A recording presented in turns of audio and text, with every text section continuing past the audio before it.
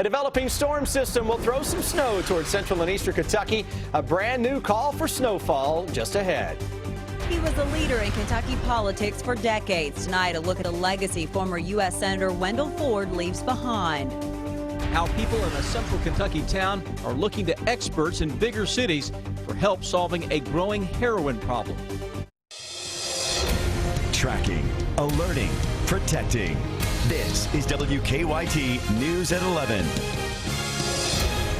Good evening and thanks for watching tonight. By this time tomorrow night, we could be tracking snow across parts of Kentucky. A developing winter storm could impact our weather as we head into the weekend. We begin tonight with Chief Meteorologist Chris Bailey. He shows us what he's tracking on the First Alert Defender right now. Hi, Chris. Hi, Amber. Hi, Sam. What we are tracking is not exactly a big snow across central and eastern Kentucky, but anytime you have the potential of an inch or two in what has been a rather snowless winter so far, it's going to make some noise and going to catch some folks by surprise in a few cases. That's why we're here for you. Here are some of the late evening trends that I am tracking right now into what I'm seeing with the computer models and the latest data. Friday is coming in a little colder tomorrow, and the wintry mix is going to move in a little quicker. That gives us a better threat for some snow as we go into especially the second half of tomorrow night, and into Saturday morning. And sticking snow, at least in some form, maybe just a coating, maybe a couple of inches, sticking snow is a pretty good bet as of right now. Here's what's going on Live First Alert Defender. That is a moisture-laden storm system that is across the deep south. It's a storm that has put down a lot of snow in the Lone Star State of Texas. Moisture already getting into southern parts of Tennessee, and I'm getting some sleet reports coming out of northern Alabama and southern parts of Tennessee.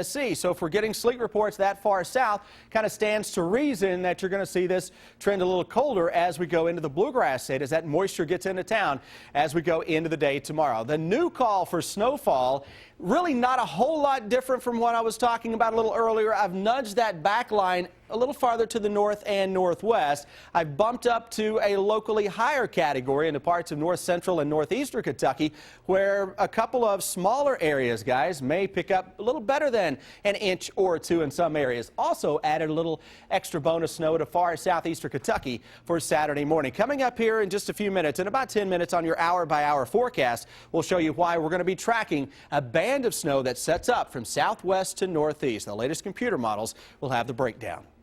Chris, thank you. For decades, he served the people of Kentucky, first as governor, then as a U.S. senator. This weekend, Kentuckians will be able to pay their final respects to Wendell Ford, who died this morning at the age of 90. Funeral arrangements were announced tonight. He will lie in state in the state capitol rotunda from 11 until 6 Sunday. A memorial service will be held at 3 p.m. His funeral will be held Tuesday morning at 11 at First Baptist Church in Owensboro. Kentucky lawmakers have been paying tribute to Ford all day. Many of them said he was a champion for families and hard workers. While Ford was a Democrat, he earned respect from both Democrats and Republicans. Number one, he listened. He could actually quit talking long enough to listen. And he learned a lot in that way, and he made a lot of things happen because he listened.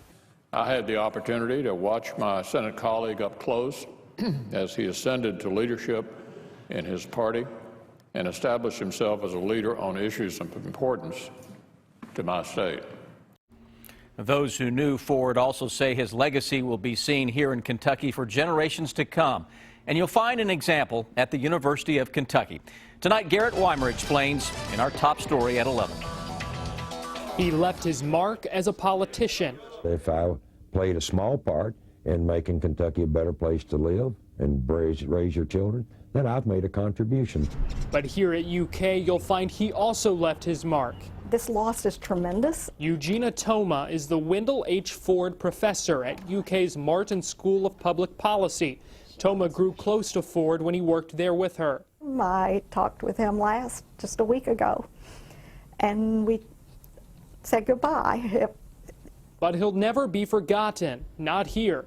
His face, his namesake, what he did and how he did it, all an important part of the Martin School's mission. Of what he symbolized as a politician that I think people long for now. Another tangible mark Ford left behind here at UK is the Public Policy Research Center that bears his name. And in that research center, in the library, we house his papers, and So yes, his mark is tangible across campus. As for his legacy, Nothing but fond memories of a very happy, productive, valuable human being. and as he told us back in 1995, that's all he asked for. The things I've done in Washington will help this state and its people, then I feel like I've made my contribution, and I hope the people will see me as that. In Lexington, Garrett Weimer, WKYT.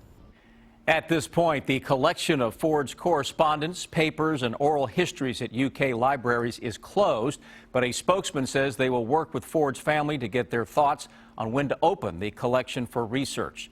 For more on Wendell Ford's legacy and how Kentucky lawmakers are remembering him, go to WKYT.com.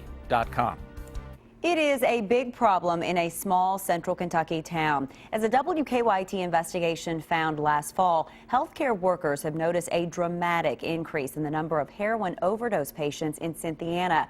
So tonight, Cynthiana leaders brought in experts from bigger cities in northern Kentucky for help solving the heroin problem. Jordan Valines has the story new at 11.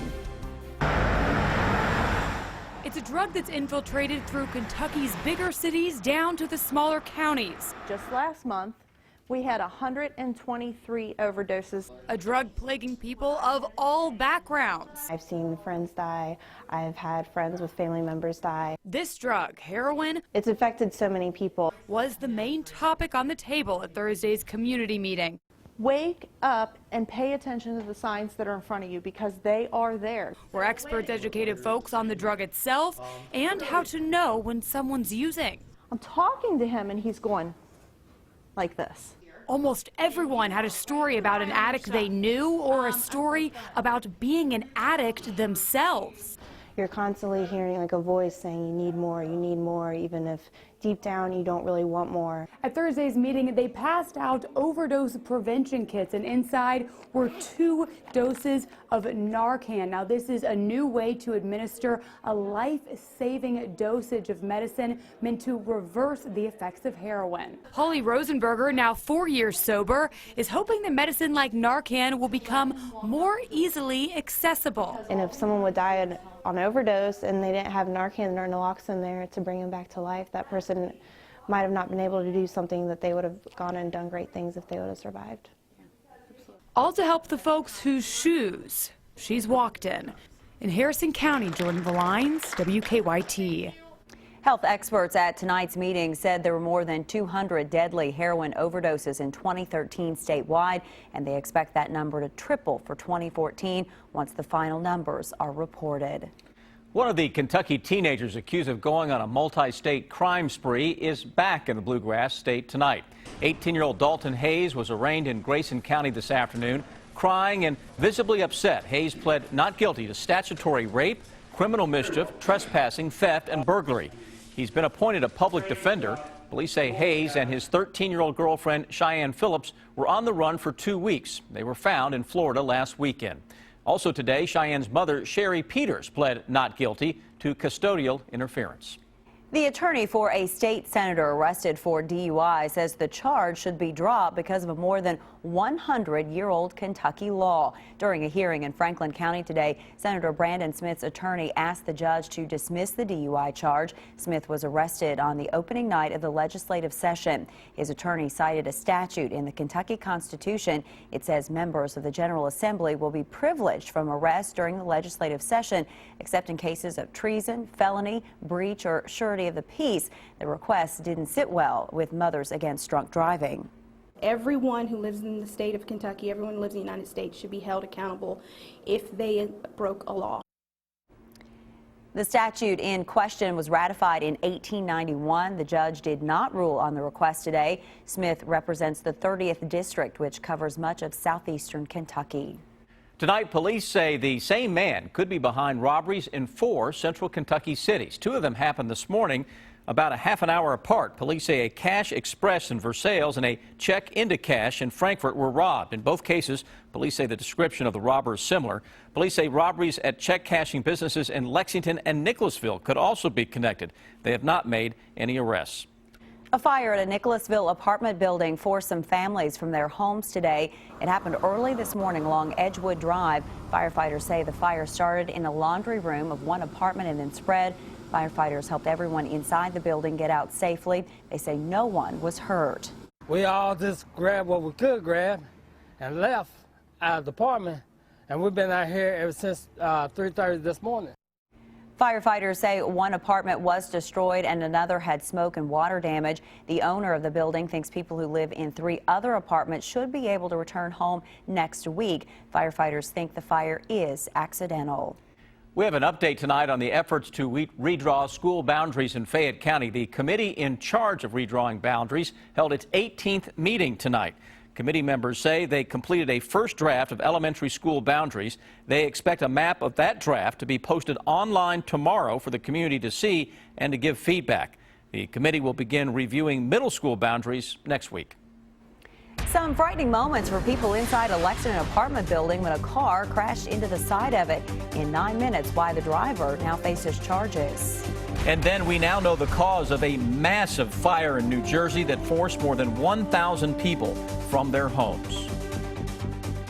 Tonight, a man faces charges after police say his car crashed into the corner of a Lexington apartment building. It happened this morning at Mount Tabor Apartments near the intersection of Alumni Drive and Yellowstone Parkway. Lexington police say the driver, 33-year-old Jeffrey Lodge, overdosed on drugs, causing him to crash. One woman who lives in the building told us she rushed to help the driver.